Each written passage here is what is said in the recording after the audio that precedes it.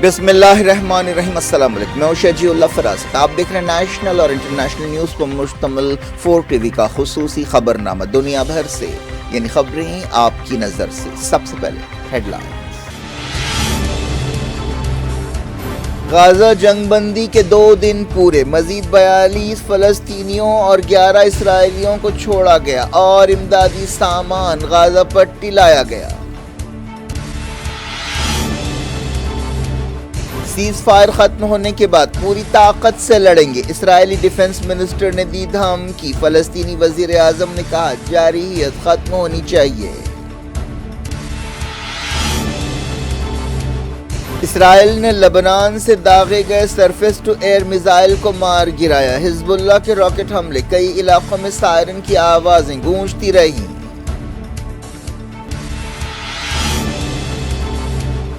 मगरबी किनारे में इसराइली फौज ने डॉक्टर को हलाक कर दिया। बरतानिया के वज़ीर ख़ारिजा ने कहा शहरी हलाकतों को कम किया जाए।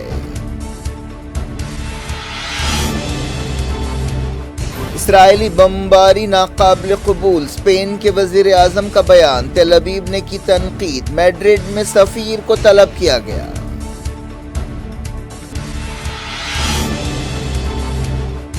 फ़लस्तीनियों को जॉर्डन भेज दिया जाए, नीदरलैंड्स के कट्टर लीडर गेट विल्डर्स का बयान। अरब मुल्कों ने की तनकीद। राजस्थान के 199 असेंबली हलकों के लिए वोटिंग, अवाम का जोशो खरोश, तमाम नजरें तेलंगाना पर टिक गई। केसीआर धरनी पोर्टल के जरिए अवाम की जमीनें हड़प रहे हैं, बोधन में राहुल गांधी का खिताब। मोदी ने कामारेड्डी में चलाई मुहिम।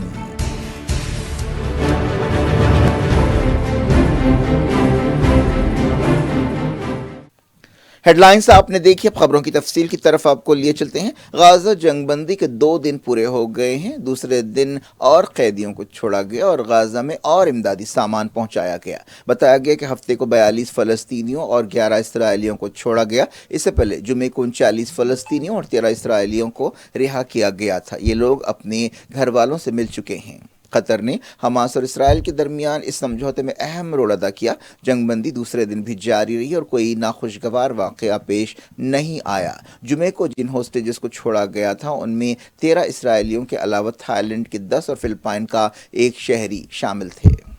जुमे को फ्यूल, खाने और दवाओं के साथ पिछले 50 दिनों का सबसे बड़ा इमदादी काफिला गाजा पहुंचा। हमास ने 7 अक्टूबर को हमले किए थे और 1200 से ज़्यादा इसराइलियों को मौत के घाट उतार दिया था। इसके बाद इसराइल के हमलों में भी 14,500 के आसपास फ़लस्तीनी जाँ बहक हुए और गाजा तबाह ताराज हो गया।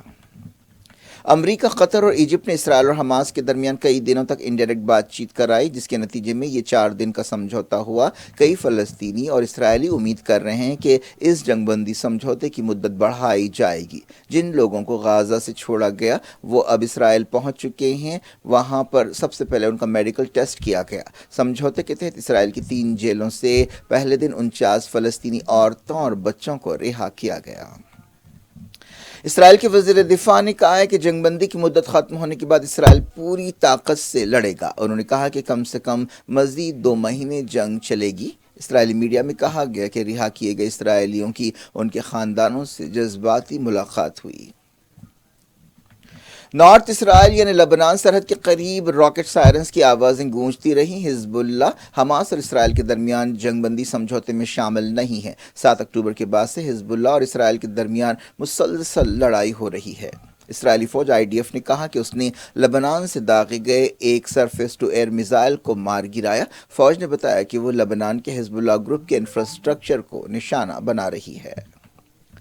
मगरबी किनारे में इसराइली फ़ौज ने एक फ़लस्तीनी डॉक्टर को हलाक कर दिया और 2 शहरियों को ज़ख्मी कर दिया। फ़लस्तीन इंफॉर्मेशन सेंटर ने बताया कि ये वाक़या जनीन में पेश आया। खबरों में कहा गया कि अराजी हॉस्पिटल के डायरेक्टर फवाज हमाद ने बताया कि 25 साला डॉक्टर शमीक अबू अर्राब को गोली मारकर हलाक कर दिया गया। झड़पों में उनके भाई मोहम्मद और एक दूसरा नौजवान भी ज़ख्मी हुए। वफ़ा न्यूज़ एजेंसी ने बताया कि डॉक्टर को उस वक्त गोली मारी गई जब वो अपने भाई के साथ घर जा रहे थे। मकतूल डॉक्टर जेनिन के कारगुजार गवर्नर के बेटे हैं। بتایا گیا کہ مغربی کنارے میں 7 اکتوبر کے بعد سے 3100 سے زیادہ فلسطینیوں کو گرفتار کیا گیا ہے۔ غزہ کے خان یونس میں ہفتے کو لوگوں کی لمبی لمبی لائنیں دیکھی گئیں جو فیول لینے کے لیے جمع ہوئے تھے۔ یونائیٹڈ نیشنز نے کہا ہے کہ وہ فلسطین ریڈ کریسنٹ سوسائٹی کے ساتھ مل کر رہا کیے گئے لوگوں کی مدد کر رہے ہیں۔ فلسطینی وزیر اعظم محمد شتی نے غزہ اور مغربی کنارے میں اسرائیلی جارحیت ختم کرنے کا مطالبہ کیا۔ انہوں نے پرتگال کے وزیر خارجہ اور سلوینیا کے وزیر خارجہ کے ساتھ رام اللہ میں ملاقات کرتے ہوئے کہا کہ ہم چاہتے ہیں کہ اسرائیلی جارحیت مستقل طور پر ختم ہو۔ وزیر اعظم نے کہا کہ مغربی کنارے میں یہودی آباد کاروں کے حملے بھی رکنے چاہیے۔ انہوں نے فلسطینی ریاست کو تسلیم کرنے کے لیے ایک عالمی محاذ بنانے پر زور دیا اور کہا کہ فلسطین کو یونائیٹڈ نیشنز کی مکمل رکنیت ملنی چاہیے اور دو ریاستی حل پر عمل ہونا چاہیے۔ رام اللہ میں فلسطینی وزیر اعظم نے برطانیہ کے وزیر خارجہ ڈیوڈ کیمرون سے بھی ملاقات کی اور ان سے کہا کہ وہ اسرائیل پر جنگ ختم کرنے کے لیے دباؤ ڈالیں۔ انہوں نے کہا کہ ہم ہمارے لوگوں کو زبردستی بے گھر کرنے کی مخالفت کرتے ہیں۔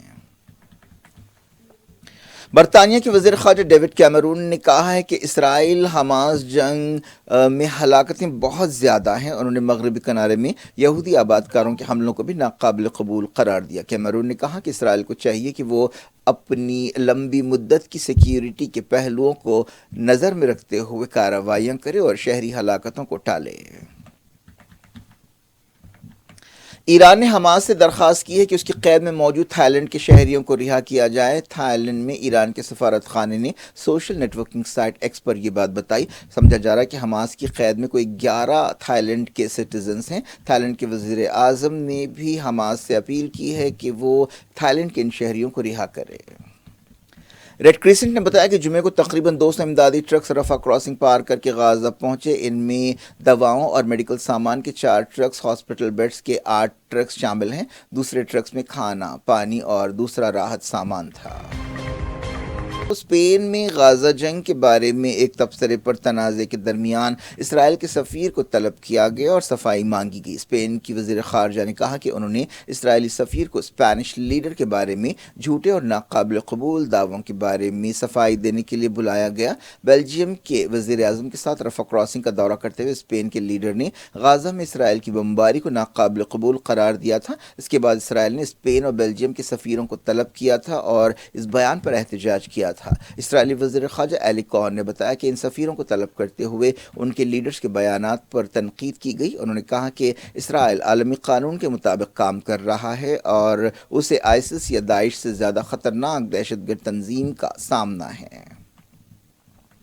کئی عرب لیڈرز نے نیدرلینڈز کے لیڈر گیٹ ولڈرز کے ایک بیان کی مذمت کی ہے جس نے فلسطینیوں کو جارڈن بھیجنے کی بات کہی تھی۔ یو اے ای، بحرین، یمن نے مذمتی بیان جاری کیا۔ عرب لیگ نے بھی تنقید کی۔ نیدرلینڈز میں امارات کے سفارت خانے نے کہا کہ یو اے ای جارڈن کے ساتھ کھڑا ہے اور اسے یکجہتی کا اظہار کرتا ہے، وہ جارڈن کی آزادی کا احترام کرتا ہے۔ بحرین کی وزارت خارجہ نے بھی ایسے خیالات کو رد کرنے پر زور دیا۔ نیدرلینڈز میں گیٹ ولڈرز کی پارٹی فریڈم پارٹی نے حال ہی میں ہونے والے الیکشنز میں سب سے بڑی پارٹی کی پوزیشن حاصل کی ہے۔ اس نتیجے سے یورپ میں کھلبلی مچی ہوئی ہے۔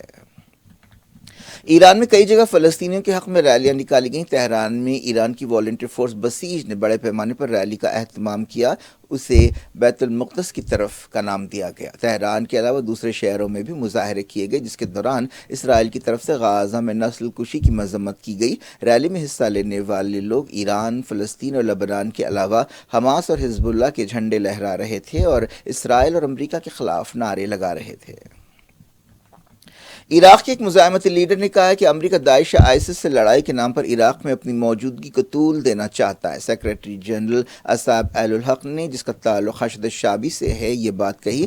قیس الغزالی نے کہا کہ امریکہ عراق چھوڑنا نہیں چاہتا اور جب حکومت اس سے نکالنے کا ارادہ کرتی ہے تو وہ سیاسی بیانات کے ذریعے دھمکیاں دیتا ہے۔ عراق میں امریکہ کی موجودگی ایک حساس مسئلہ ہے۔ پاکستان کے کراچی شہر میں ایک شاپنگ مال میں آگ لگنے سے کم 11 لوگ ہلاک ہو گئے اور کئی زخمی ہوئے۔ عہدیداروں نے بتایا کہ کئی موتیں جلنے سے اور دم گھٹنے سے ہوئی ہیں۔ کراچی کے میئر مرتضی وہاب نے بتایا کہ شاپنگ مال کے اندر فائر ایگزٹ نہیں تھا۔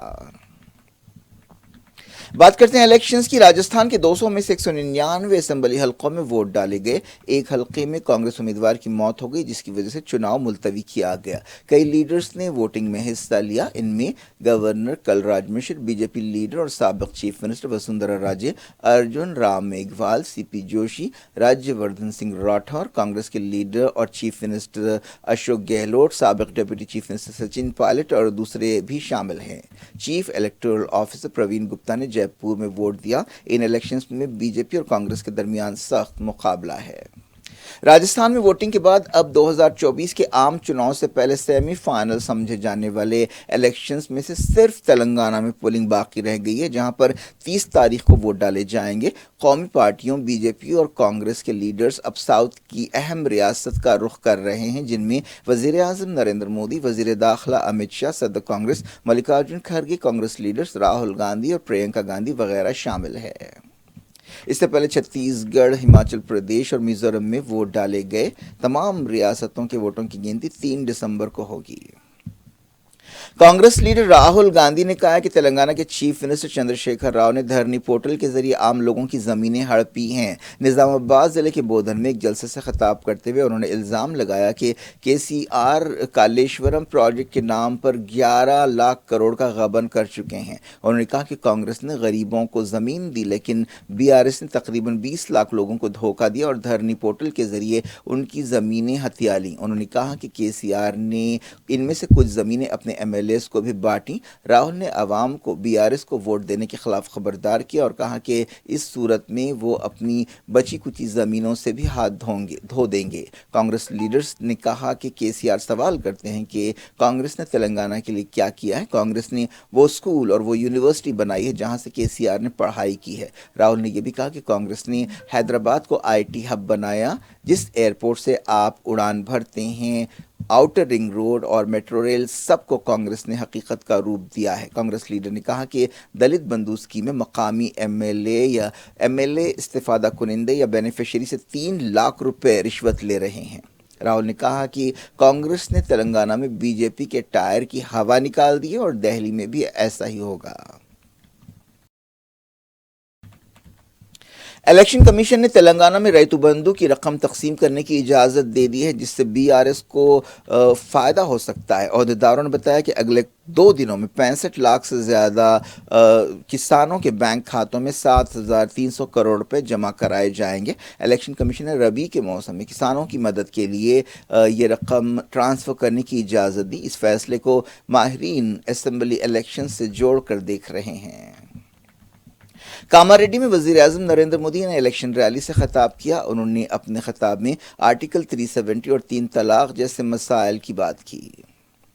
بی جے پی کے کئی لیڈرز نے الیکشن کی مہم کے دوران مسلم ریزرویشن ختم کرنے کا وعدہ کیا۔ ان میں وزیر داخلہ امت شاہ بھی شامل ہیں، جنہوں نے کہا کہ مذہب کی بنیاد پر ریزرویشن کو ختم کر دیا جائے گا۔ تلنگانہ کے وزیر آئی ٹی کے ٹی آر نے ایک جلسے سے خطاب کرتے ہوئے راہل گاندھی پر سخت تنقید کی اور سوال کیا کہ کیا راہل نے کبھی کوئی انٹرنس لکھا ہے۔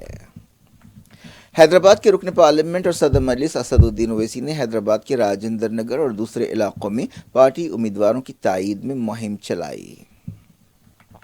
وزیر اعظم نریندر مودی نے تیجس ایئر کرافٹ میں سفر کیا اور کہا کہ اس تجربے سے وہ ملک کی دیسی صلاحیتوں پر اور بھروسہ کرنے لگے ہیں۔ ایکس پر لکھتے ہوئے وزیر اعظم نے یہ بات کہی۔ ہفتے کی صبح وہ بنگلور پہنچے اور ہندوستان ایروناٹکس لمیٹڈ کا دورہ کیا۔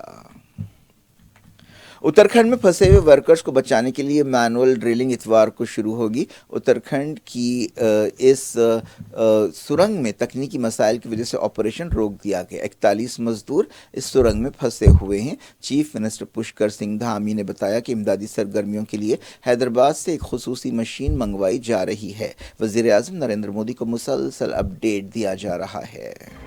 کیا کچھ ہو رہا ہے آپ کی دنیا میں؟ آخر میں ہیڈ لائنز دنیا بھر سے ایک بار پھر دیکھتے ہیں۔ غازہ جنگ بندی کے 2 دن پورے، مزید 42 فلسطینیوں اور 11 اسرائیلیوں کو چھوڑا گیا اور امدادی سامان غازہ پٹی لایا گیا۔ سیز فائر ختم ہونے کے بعد پوری طاقت سے لڑیں گے، اسرائیلی ڈیفنس منسٹر نے دی دھمکی۔ فلسطینی وزیر اعظم نے کہا جارحیت ختم ہونی چاہیے۔ اسرائیل نے لبنان سے داغے گئے سرفیس ٹو ایئر میزائل کو مار گرایا۔ حزب اللہ کے راکٹ حملے، کئی علاقوں میں سائرن کی آوازیں گونجتی رہیں۔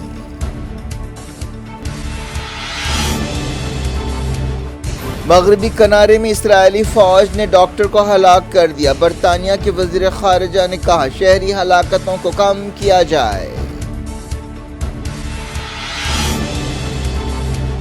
اسرائیلی بمباری ناقابل قبول، اسپین کے وزیر اعظم کا بیان۔ تل ابیب نے کی تنقید، میڈرڈ میں سفیر کو طلب کیا گیا۔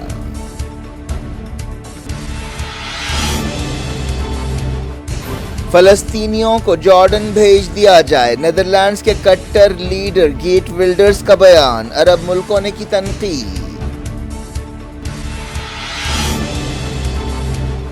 راجستھان کے 199 اسمبلی حلقوں کے لیے ووٹنگ، عوام کا جوش و خروش، تمام نظریں تلنگانہ پر ٹک گئی۔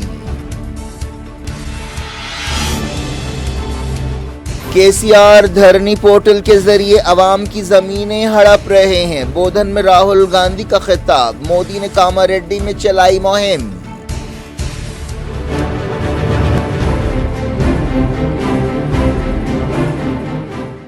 یہ تھی آج کی خبریں۔ شیڈول افراست کو دیں اجازت اور اپنا بے حد خیال رکھیں۔ اللہ حافظ۔